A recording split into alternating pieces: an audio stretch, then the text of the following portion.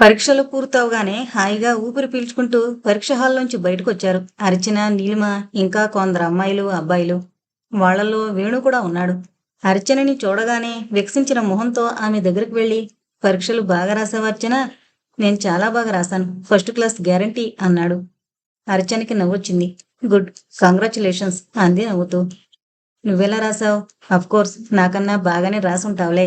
నీకు university first వస్తుందని నాకు తెలుసు అన్నాడు. నీలిమ తమాషాగా కళ్ళెగరేసి, ఏంటోయ్ వేణు, పెద్ద జ్యోతిష్యుల్లా మాట్లాడుతున్నావేంటి? అర్చనకేనా నాకు రాకూడదా యూనివర్సిటీ ఫస్టు? అంది రెచ్చగొడుతూ. అర్చనకి తప్ప ఇంకెవరికి వచ్చే అవకాశం లేదులే నీలిమ అన్నాడు మొదటిసారిగా, ధైర్యంగా చనువుగా మాట్లాడుతూ. అర్చన చిత్రంగా చూసింది అతని వైపు. బెరుకు బెరుగ్గా ముడుచుపోతూ ఉండే వేణేనా అనిపించింది ఆమెకి. అర్చన చూపుల్లో భావం గమనించిన వాళ్ళ అన్నాడు వేణు. మనలో కొందరం ఈ ఏడాది నుంచి విడిపోతాం. వేర్వేరు ఆశయాలతో అందరూ వారి వారి దారుల్లో నడిచి వెళ్ళిపోతారు. ఇవాళైనా మనస్ఫూర్తిగా మాట్లాడుకోవాలి. అందుకే ధైర్యం కూడగట్టుకున్నాను. రండి, క్యాంటీన్కి వెళ్ళి సెలబ్రేట్ చేసుకుందాం అన్నాడు. చిచ్చి, క్యాంటీన్కేంటి, మంచి హోటల్కి వెళదాం అన్నాడు ఇంకో కుర్రాడు. ఓకే అంటే ఓకే అనుకుంటూ 10 మంది బిలబిల్లాడుతూ కాలేజీకి కొంచెం దూరంలో ఉన్న హోటల్కి వెళ్లారు. వేణు నెమ్మదిగా అర్చన పక్కన చేరి, అర్చన, నేను కొంచెం నీతో మాట్లాడాలి అన్నాడు కొంచెం రహస్యంగా. అర్చన చిత్రంగా చూసింది. ప్లీజ్ అభ్యర్థనగా చూశాడు. అర్చన ఏం మాట్లాడలేదు. అందరూ కట్లెట్స్ తిని కాఫీలు తాగి బయటపడ్డారు. ఎవరి దారిన వాళ్ళు వాళ్ళ వాళ్ళ వెహికల్స్ మీద బాయ్ చెప్పేసి వెళ్ళిపోయారు. నీలిమ బండి మీద లిఫ్ట్ కోసం ఎదురు చూస్తూ నిలబడింది. అర్చన మౌనంగా కూర్చున్న వేణుని చూస్తూ అంది, రా వేణు, అలా స్కూటర్ పార్క్ చేసిన దగ్గరకు వెళుతూ మాట్లాడుకుందాం అంటూ పార్కింగ్ ప్లేస్ వైపు నడిచింది. చెప్పు వేణు, ఏదో మాట్లాడాలన్నావు. వేణు పక్కనే ఉన్న ఒక స్కూటర్ మీద పడిన వేప చెట్టు ఆకుల్ని దులుపుతూ మౌనంగా ఉండిపోయాడు. అర్చన కొన్ని క్షణాలు అతని సమాధానం కోసం ఎదురుచూసి అంది, ఆ స్కూటర్ ఎవరిదో వాళ్ళు క్లీన్ చేసుకుంటారులే, నువ్వెందుకు ఇబ్బంది పడుతున్నావు? నాతో ఏం మాట్లాడాలనుకున్నావో చెప్పు ముందు, నా కోసం నీలిమ ఎదురు చూస్తోంది. వేణు ఆమె మాటల్లోని హాస్యానికి కొద్దిగా నవ్వాడు. అతని గుండెల్లో దడగా ఉంది. సినిమాల్లోలా, కథల్లోలా నిన్ను ప్రేమిస్తున్నాను అర్చన, నువ్వు లేకుండా బతకలేను అంటూ ఏవో ప్రేమ కబుర్లు చెప్పే చాతుర్యం అతనిలో లేదు. మనసులో ఉన్నది 2 ముక్కల్లో నిక్కచ్చిగా చెప్పాలనుంది. కాని తను చెప్పాక అర్చన రియాక్షన్ ఎలా ఉంటుందో ఊహించాలంటే భయంగా ఉంది. అలాగని ఆమెకి భయపడి తను చెప్పదలుచుకుంది చెప్పకుండా ఉండలేడు. అర్చన కొంచెం అసహనంగా కదిలింది. తల వంచుకుని ఆమె పాదాల వైపు చూస్తున్న వేణు కొంచెం ధైర్యంగా నెమ్మదిగా అన్నాడు, అర్చన, నువ్వంటే నాకు చాలా ఇష్టం. జీవితంలో పెళ్ళంటూ చేసుకుంటే నిన్నే చేసుకుంటాను. నువ్వు ఐఏఎస్ అవ్వాలనుకున్నావు కాబట్టి నీ ఆశయం నెరవేరడానికి నా శాయశక్తులా కృషి చేస్తాను. నా సహకారం అందిస్తాను. కానీ కానీ నువ్వు మాత్రం మరొకరిని పెళ్ళాడొద్దు ప్లీజ్. అర్చన సీరియస్ గా చూస్తూ అంది. ఎవరిని పెళ్ళాడాలో, అసలు పెళ్ళాడాలో వద్దో నిర్ణయించుకోవాల్సింది నేను. ఇకపోతే ఐఏఎస్ అవడానికి నీ సహకారం నాకేం అవసరం లేదు. నీలాగే ఈ రొటీన్ డైలాగ్ చాలా మంది చెప్పారు. అందరినీ నేను పెళ్ళాడలేను కాబట్టి నిన్ను కూడా పెళ్ళాడలేను. ఈ ఆలోచన మానేసి హాయిగా చదువుకుని వృద్ధిలోకి రా. Good luck, bye. చరచరా వెళ్ళిపోతున్న అర్చనని దిగ్భ్రాంతిగా చూస్తూ శిలలా నిలబడిపోయాడు వేణు. తన కోసం ఎదురు చూస్తూ తన వెహికల్ దగ్గర నిలబడిన నీలిమ దగ్గరకు వెళ్లి బండి స్టార్ట్ చేసి ఒక్కసారి నిరసనగా వేణువైపు చూసింది అర్చన. ఆ చూపు పదునైన చాకులా సూటిగా వేణు గుండెల్లోకి దూసుకెళ్ళింది. నువ్వు కూడా నన్ను ప్రేమించే మగాడివా అన్నట్టుంది ఆ చూపు. నీ మొహానికి ప్రేమ ఒకటా అని పరిహసించినట్టుందా చూపు. వేదవా, నువ్వు నన్ను పెళ్లాడతావా? ఎంత ధైర్యం నీకు ఆ మాట అనడానికి అన్నట్టుగా ఉందా చూపు. వేణు అణువణువు అవమానంతో దహిస్తున్నట్టుగా అనిపించింది. అయితే అప్పుడే అతని మనసులో ఒక బలమైన నిర్ణయానికి నాంది ఏర్పడింది. ఎలాగైనా నిన్ను నేనే పెళ్లి చేసుకుంటాను అర్చన, ఇది నా ఛాలెంజ్ అనుకున్నాడు మనసులో. సన్నగా, తెల్లగా, సున్నితంగా అనిపించే వేణు మనసు కూడా చాలా సున్నితం. కానీ నిర్ణయం చాలా కఠినం. అతను ఒకడే కొడుకవడం వల్ల అతను కోరుకున్నదేది దక్కకుండా సాగలేదు జీవితంలో ఇప్పటిదాకా. అలాంటిది జీవితంలో అతి ముఖ్యమైన జీవిత భాగస్వామి కోరుకున్న అమ్మాయి కాక ఇంకొకరు రావడానికి అతని మనసు అంగీకరించడం అసాధ్యం. ఆ క్షణంలో ఆ నిర్ణయం తీసుకోవడానికి అర్చన మాటలు బాగా దోహదం చేశాయి. నిశ్శబ్దంగా అక్కడి నుంచి వెళ్ళిపోయాడు. వేసవి సెలవులయ్యాక మళ్ళీ కలవదా? ఎక్కడికి వెళుతుంది తను? ఈ లోపల ఊరెళ్ళి అమ్మా నాన్నలకు చెప్పాలి ఈ సంగతి అనుకున్నాడు. వేగంగా రూమ్ వైపు కదిలాడు.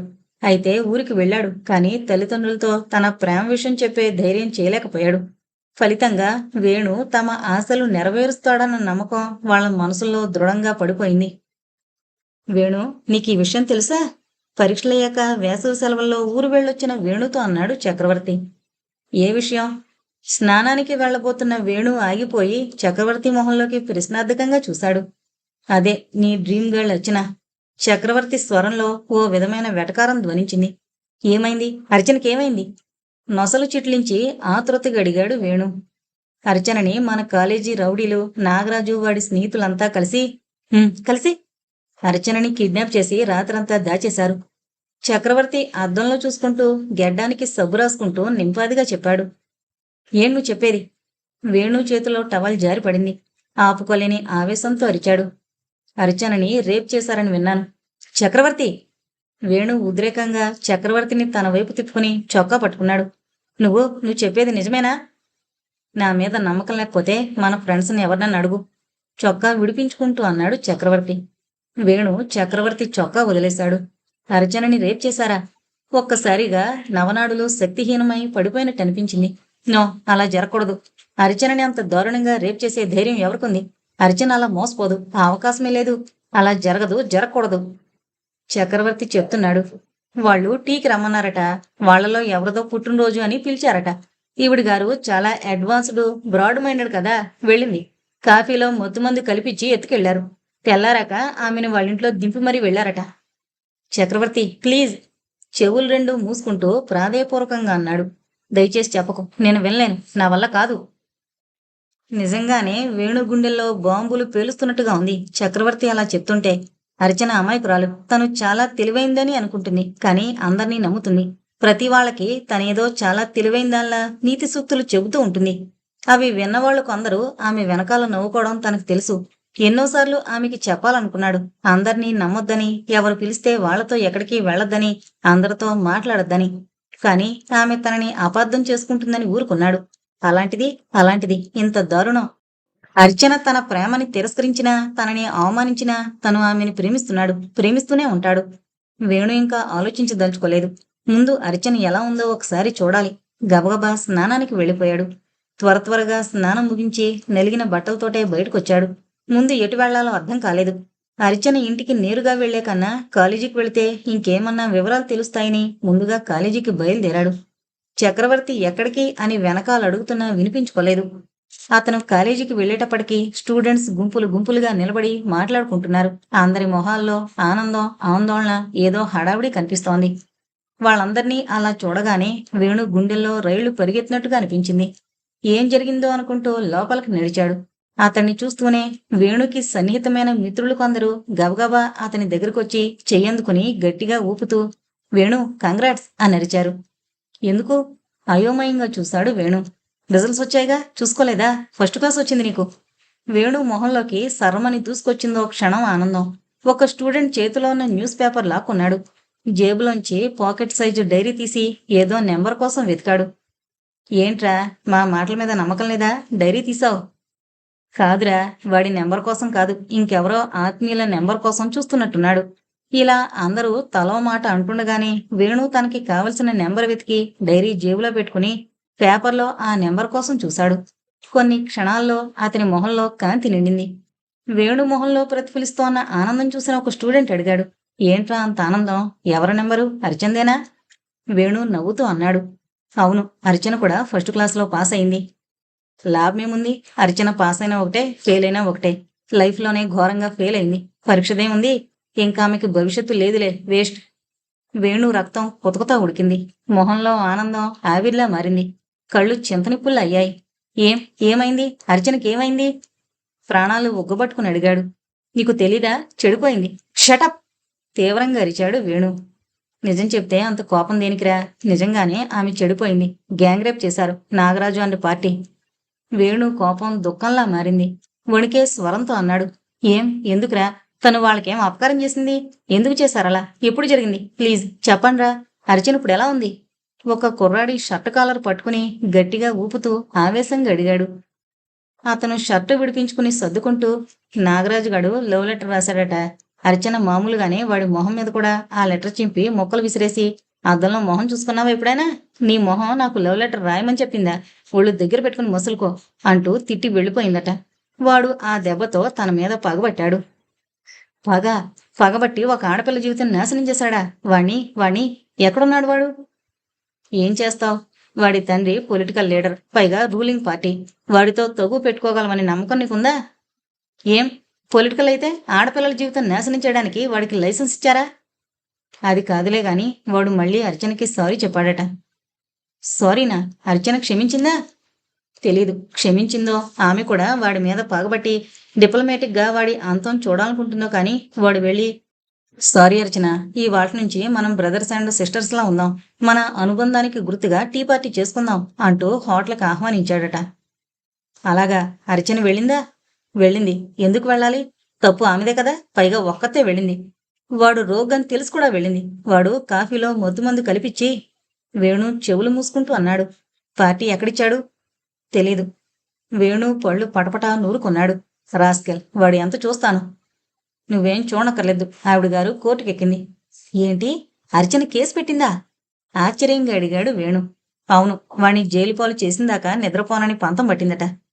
వేణు మొహంలో ఆశ్చర్యం ఆనందంగా మారింది.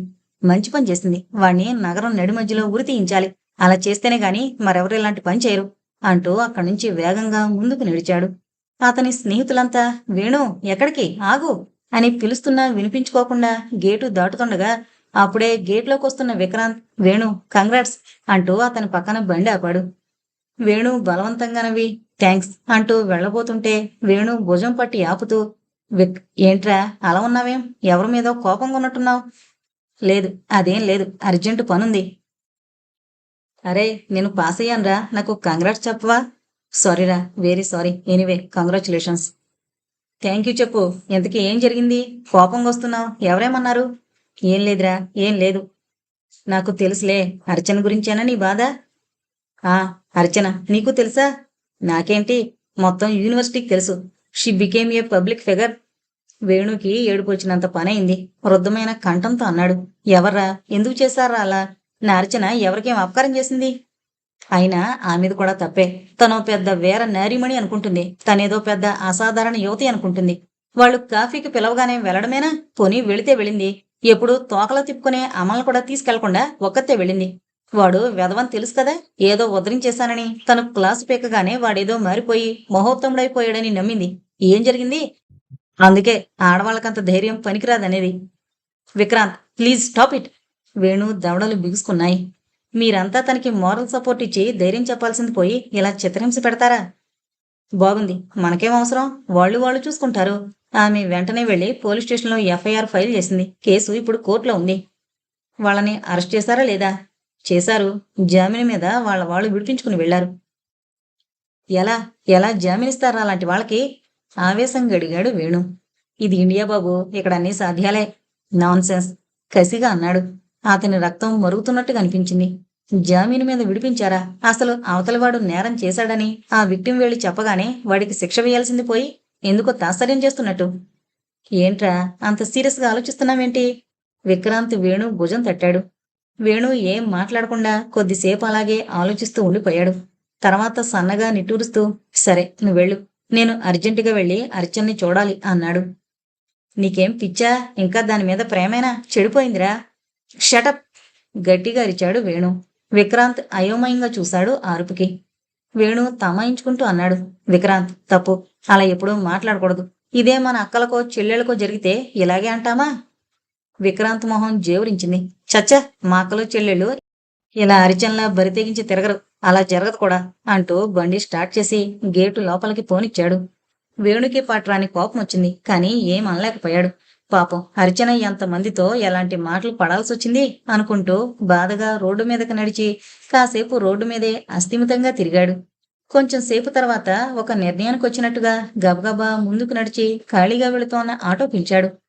యానివర్సరీ రోజున అర్చన బండి వెనకాల ఆమెని అనుసరిస్తూ వెళ్లిన దారి గుర్తు తెచ్చుకుంటూ ఆటోవాణ్ణి ఎక్కడికి వెళ్లాలో చెప్పి ఆటో ఎక్కాడు.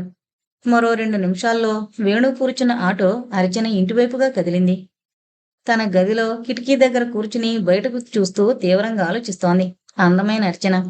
చలాకీగా మొత్తం కాలేజీని ఒక్కటి చేసిన అర్చన ఎందరికో ఆరాధ్య దేవత అర్చన శోకమూర్తిలా కూర్చుంది.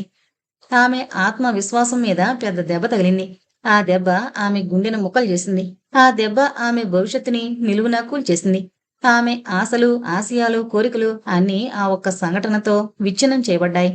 సాంప్రదాయాలకు, పరువు మర్యాదలకు అత్యంత విలువనిచ్చే సావిత్రమ్మ, ఆనందరావులు అర్చనని గుమ్మం కదలనివ్వడం లేదు. జరిగింది నిజానికి ఏమీ లేదు. కానీ జరగకూడనిది జరిగిందన్నట్టుగా వాళ్ళు బాధపెడుతూ, తనని బాధ పెడుతున్న తల్లిదండ్రుల ఉద్దేశం ఏమిటో, తన భవిష్యత్తుని ఎలా నిర్ణయించబోతున్నారో అర్చనకు అర్థం కావడం లేదు.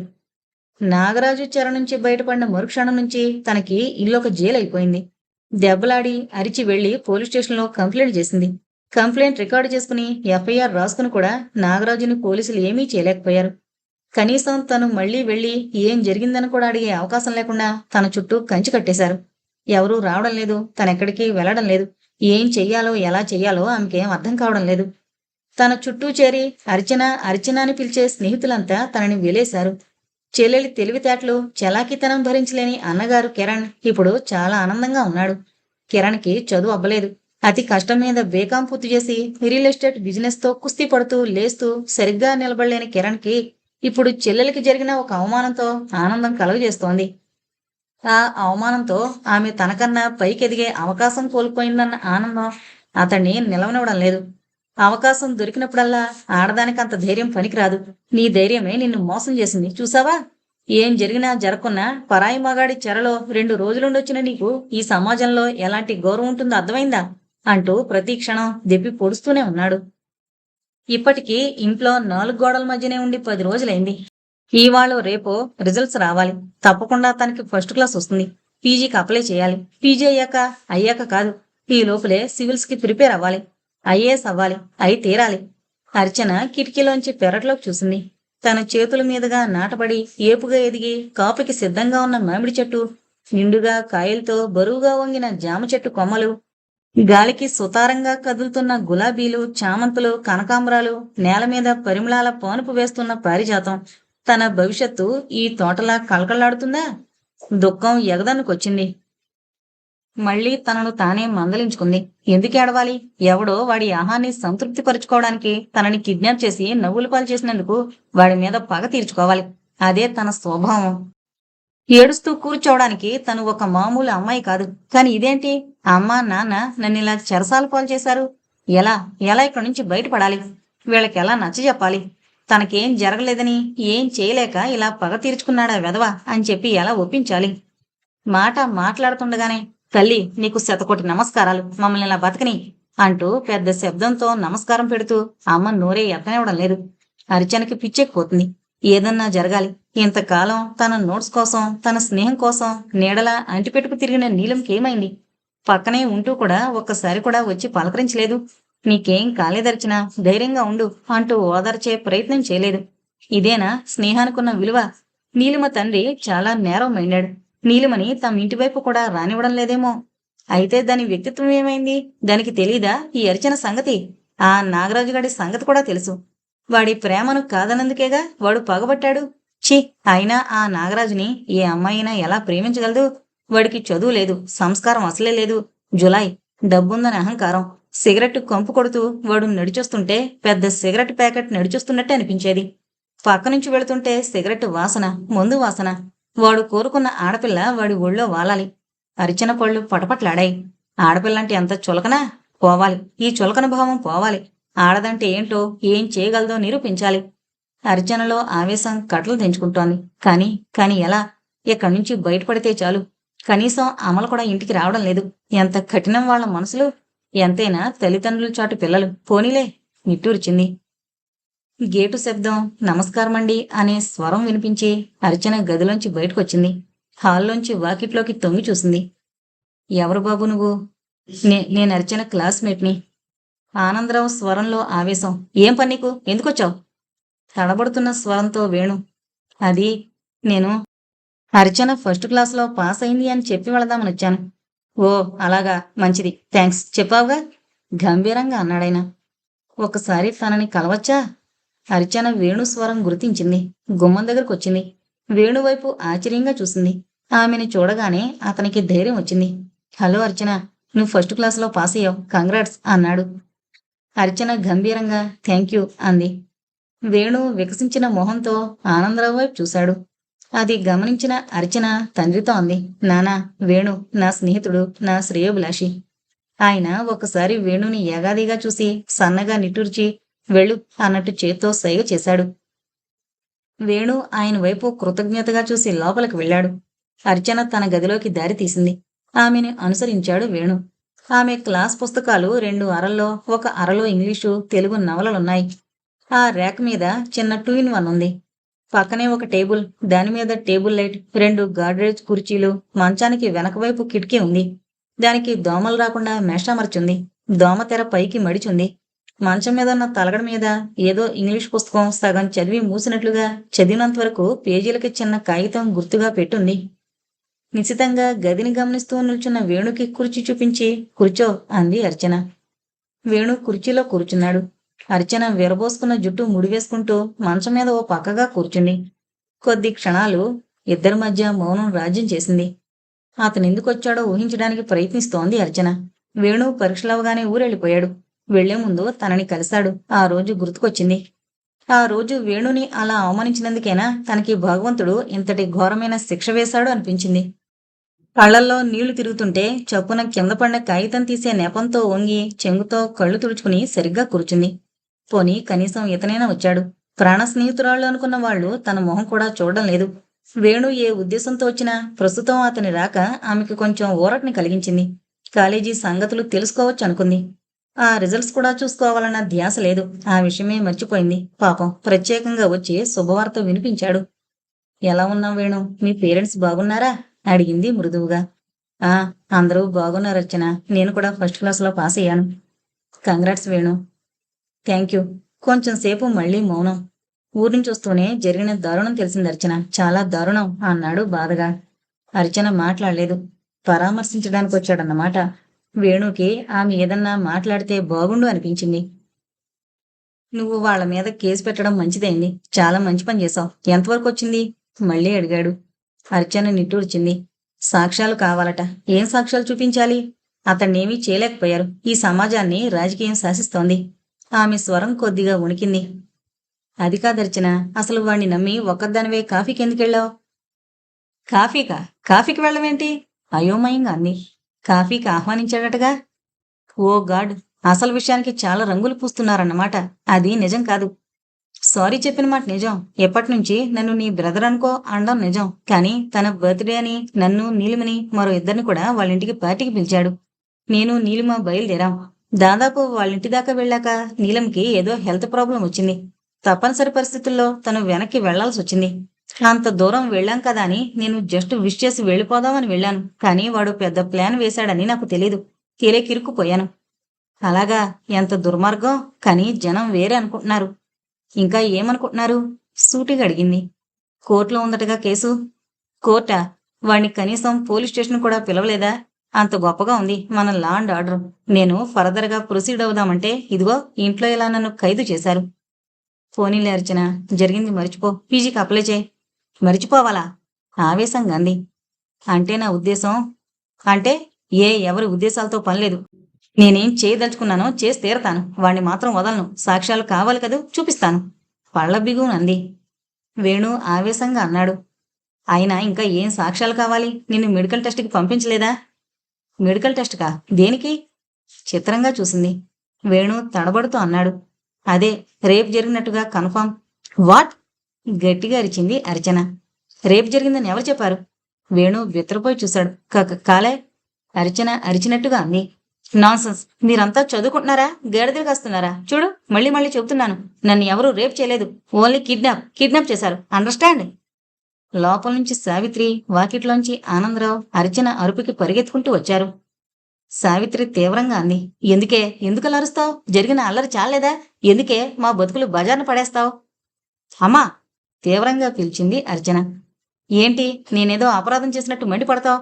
ఆ వెధవ ఒళ్ళు బలిసి తనేదో పెద్ద లీడర్నని అందరూ తెలుసుకోవాలని కిడ్నాప్ చేశాడు. మోసంతో చేశాడు. వాడికి నన్ను రేప్ చేసేంత దమ్ముందా? ఒకరోజు వాడెక్కడో దాచేస్తే అడ్డమైన వాళ్ళు నేను రేప్ చేయబడ్డానని వాగుతుంటే నోరు మూసుకుని ఊరుకోవాలా? నెవర్. ఊరుకోక ఏం చేయగలం తల్లి? బాధగా అన్నాడు ఆనందరావు. ఆయనకి కూతురంటే ప్రాణం, కానీ సాంప్రదాయాలన్నా ప్రాణమే. పరువు ప్రతిష్టలంటే మరీ ప్రాణం. అందుకే ఏ ప్రాణం ఎలా నిలుపుకోవాలో అర్థం కాక నిస్సహాయంగా ఉండిపోయాడు. ఆయన మనసులో ఆవేదన అర్థం కాని అర్చన మండిపడుతూ అంది. ఊరుకోను. నడి రోడ్డు మీద నిలబడి అందర్నీ పిలిచి ఏం జరిగిందో, ఎందుకలా జరిగిందో చెబుతాను. అందరి నోళ్లు మూయిస్తాను. ఉద్ధరించావు. గట్టిగా అరిచింది సావిత్రి. జరిగింది చాలు. వెంటనే ఈ ఊరి నుంచి వెళ్ళిపోదాం. బాబు, నువ్వు పరామర్శించింది చాలు. ఇంక వెళ్ళు నాయనా, మమ్మల్ని ఇలా బతకని. రెండు చేతులెత్తి నమస్కరిస్తూ అంది. వేణు ఏదో చెప్పబోయి అది సమయం కాదని అర్థం చేసుకున్నాడు. మౌనంగా వెనక్కి తిరిగి, మీకేదన్నా సాయం కావాలంటే నేనున్నానండి. అర్చనకి పీజీకి అప్లై చేయడానికి అప్లికేషన్ తెస్తాను. తనని చదివించండి అన్నాడు ఆనందరావుతో నెమ్మదిగా. ఆయనేం మాట్లాడలేదు. అర్చన తీవ్రంగా అంది. వేణు, చాలు. నా కోసం నువ్వు చేసిన త్యాగాలు చాలు. ఇంకా నీ దారి నువ్వు వెళ్ళు. నాకేం కావాలో, నేనేం చేయాలో నేను చేసుకోగలను. వేణు ఏదో చెప్పబోయాడు, కానీ అది సమయం కాదనిపించింది. అర్చన కోపంగా ఉంది, ఆవేశంగా ఉంది. ఈ ఆవేశం తగ్గని అనుకుని, సరే అర్చన, వస్తాను, కానీ నన్ను నమ్ము. I am your well wisher అంటూ వేణు బయటకొచ్చేశాడు. ఏమైనా తను పట్టు వదల్లేదు. ఈ పట్టు సడలితే అర్చనని దక్కించుకోవడం అసాధ్యం అనుకున్నాడు. వెంటనే పీజీకి 2 అప్లికేషన్స్ తీసుకున్నాడు. ఒకటి తాను అప్లై చేసి మరొకటి అర్చన దగ్గరికి తీసుకుని వెళ్ళాడు. అడపాదడపా వెళుతూ ఆనందరావుని, సావిత్రిని మంచి చేసుకున్నాడు. వాళ్ళ ద్వారా అర్చనకి కావలసిన సాయం చేసి ఆమె మనసులో ముందు స్నేహితుడిగా, ఒక శ్రేయోభిలాషిగా స్థానం సంపాదించుకుంటే చాలనిపించింది. అందుకే ఈ దిశగా ప్రయత్నాలు ప్రారంభించాడు. అతని ప్రయత్నాలు కొంచెం విజయం వైపుగా సాగాయి. అర్చన పీజీకి అప్లై చేసింది. వేణుతో పాటు ఆమె యూనివర్సిటీకి వెళ్లడానికి ఆనందరావు అంగీకరించాడు. వేణు సాయం తీసుకుని బయటకొచ్చిన అర్చన హాయిగా ఊపిరి పీల్చుకుంది. నీ మేలు మర్చిపోను వేణు, చాలా థ్యాంక్స్. ఆ అప్లికేషన్ నాకిచ్చి నువ్వు వెళ్ళిపో. నేను ఒక్కదాన్ని వెళ్ళగలను యూనివర్సిటీకి అంది బండి తీసుకుని బయటికి రాగానే. వద్దర్చన, నేను వస్తాను. నన్ను నమ్మి మీ ఫాదర్ పంపించారు. నేనిలా మధ్యలో వదిలేసి వెళితే ఏదన్నా జరిగితే నా గురించి ఏమనుకుంటారు? నాన్సెన్స్, విసుక్కుంది. పదే పదే మోసపోవడానికి నేనేం వెరిదానిలా కనిపిస్తున్నానా? I know what to do, what not to do. కానీ Archana, Venu, please leave me alone. ఆమె స్వరంలోని శాసింపుకి వేణు ఏం మాట్లాడలేదు. సరే అంటూ తన దారిని తాను వెళ్ళిపోయాడు. కానీ ఆమెకి తెలియకుండా ఆమెని అనుసరించాడు. అర్చన యూనివర్సిటీ వైపు కాకుండా పోలీస్ స్టేషన్ వైపు వెళ్లడం గమనించి తాను కూడా అటే వెళ్ళాడు. అర్చన నేరుగా స్టేషన్ లోపలికి వెళ్లి ఇన్స్పెక్టర్తో దెబ్బలాడింది. నాగరాజుని ఎందుకు అరెస్ట్ చేయలేదని అతన్ని బెదిరించింది. అతను చాలా పవర్ఫుల్ మేడం. అతని మీద యాక్షన్ తీసుకుంటే మా ఉద్యోగాలు ఊడతాయి. ప్లీజ్, జరిగింది మర్చిపోండి. కావాలంటే మీకు అతని నుంచి నష్టపరిహారం ఇప్పిస్తాను అన్నాడు ఇన్స్పెక్టర్. అర్చన మండిపడింది. డబ్బుతో అన్నీ కొనొచ్చు అని భ్రమపడకండి. నాకు తెలుసు అతనికి శిక్ష పడేలా ఏం చేయాలో, ఎలా చేయాలో అంటూ బయటకొచ్చేసింది. అక్కడి నుంచి యూనివర్సిటీకి వెళ్ళింది. వేణు మాత్రం నేరుగా తన రూమ్కి వెళ్ళిపోయాడు. చక్రవర్తి ఏవో అప్లికేషన్లు రాస్తున్నాడు. ఏంట్రా అవి అడిగాడు వేణు. బ్యాంక్ ఎగ్జామ్స్ రాస్తున్నాను. నా పెళ్లి మాధవితో సెటిల్ అయింది అన్నాడు చక్రవర్తి. బ్యాంక్ ఎగ్జామ్సా? అవును, పెళ్లి చేసుకుంటున్నానుగా, ఉద్యోగం ఉండాలి కదా, పురుష లక్షణం అంటూ నవ్వాడు. వేణు నవ్వలేదు. సీరియస్గా అడిగాడు. ఎప్పుడు ఎగ్జామ్స్? 2 నెలల్లో ఉంటాయి. ఏం, నువ్వు రాస్తావా అడిగాడు చక్రవర్తి. వేణు చక్రవర్తి దగ్గరకొచ్చి అప్లికేషన్ చూస్తూ, ఒకటే తెచ్చావా అడిగాడు. లేదు, 2 తెచ్చాను. ఫిలప్ చేయడంలో ఏదన్నా పొరపాటు జరిగితే ఇంకోటి ఉంటుంది కదా అని. అయితే ఇది నాకిచ్చే. నీకెందుకురా? కావాలి, నేను రాస్తాను. నీ తలకాయ్, డోంట్ బి సిల్లీ. నీకేం అవసరం ఇప్పుడు? చక్కగా చదువుకో, సివిల్స్కి ప్రిపేర్ అవ్వు. నో చక్రవర్తి, నేను కూడా బ్యాంక్ ఎగ్జామ్స్ రాస్తాను. ఎందుకురా? నీకెందుకు? ఎందుకంటే నేను అర్చనని పెళ్లి చేసుకుంటాను. అందుకు నాకు ఉద్యోగం కావాలి కదా. వాట్? దిగ్భ్రాంతిగా చూశాడు చక్రవర్తి. నీకేం మతిపోయిందా? ఏం మాట్లాడుతున్నావు? వేణు స్థిరంగా అన్నాడు. నేను అర్చనను పెళ్లి చేసుకుంటాను చక్రవర్తి. తనకి చాలా ద్రోహం జరిగింది. అదే ఆలోచిస్తూ తను పిచ్చిదవుతోంది. ఆ సంఘటన మర్చిపోయి తను మామూలు మనిషి అవ్వాలంటే తనని నేను అర్జెంటుగా పెళ్లి చేసుకోవాలి, అంతే. వేణు, పిచ్చి ఆలోచనలు చేయకు. ఆవిడ కోసం నీ కెరీర్ పాడు చేసుకుంటావా? అయినా నీకిదేం పిచ్చిరా? నిన్ను జోకర్లా భావిస్తోంది అర్చన. గడ్డిపోచు విలువివ్వదు. అలాంటిది ఆమె మీద నీకెందుకెంత వ్యామోహం? వ్యామోహం కాదు చక్రవర్తి, పిచ్చి ప్రేమ, వెర్రి, ఏదేనాను. నాకు ఆమె కావాలి, అంతే. ఇలా ఇవ్వు ఆ అప్లికేషన్. టేబుల్ మీదున్న అప్లికేషన్ లాక్కున్నాడు. వేణు, నీ మీద మీ పేరెంట్స్ చాలా ఆశలు పెట్టుకున్నారా? వాళ్ళ ఆశలు వమ్ము చేయడం ధర్మం కాదు. అది కూడా ఆఫ్టర్ ఆల్ ఒక అమ్మాయి కోసం. నీకు తెలియదు వేణు, అర్చన నిన్ను పెళ్లి చేసుకోవడానికి ఒప్పుకోదు. ఆడది తన వెంటపడే మగాణ్ణి ఒక క్రీచర్గా చూస్తుంది. అందులో నువ్వంటే మరీ చిన్నచూపు ఆమెకి. నువ్వంటే అటు ప్రేమ, ఇటు గౌరవం లేని ఆమెని పెళ్లి చేసుకోవాలన్న ఆలోచనే కరెక్ట్ కాదు. నా మాట విను. వేణు శాంతంగా చక్రవర్తి మొహంలోకి చూస్తూ అన్నాడు. ఆమె నన్ను ప్రేమించేలా చేసుకుంటాను.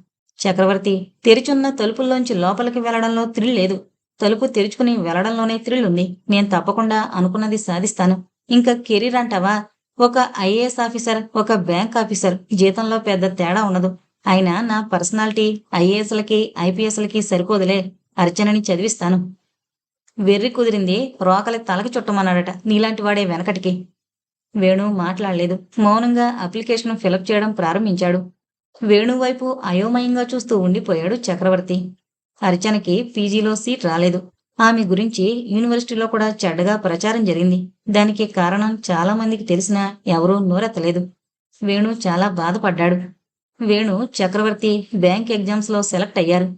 వాళ్ళిద్దరికీ పోస్టింగ్ వచ్చింది. వేణుకి హైదరాబాద్లో, చక్రవర్తికి వరంగల్లో. వేణు ఆనందానికి హద్దుల్లేవు. ఆ విషయం చెప్పి ఆనందరావు సావిత్రిల అంగీకారం తీసుకోవడానికి నిర్ణయించుకున్నాడు. గుడికి వెళ్లి దేవుడి ఆశీర్వాదం తీసుకుని అర్చన ఇంటివైపు వెళ్ళాడు.